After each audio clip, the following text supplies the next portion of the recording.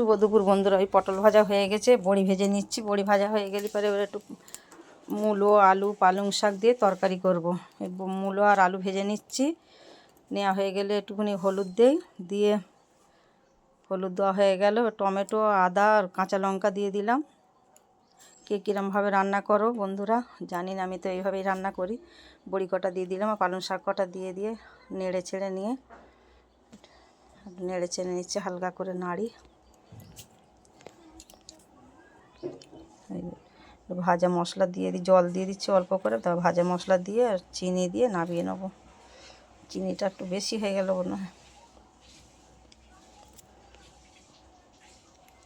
এই লাঞ্চ থালি। শুভ দুপুর বন্ধুরা। মূলো শাক ভাজাটা দেখালাম না, মূলো শাক ভাজাটা কার কার ভালো লাগে, আমার তো খুব ভালো লাগে বন্ধুরা। শুভ দুপুর। এই আমার লাঞ্চ থালি।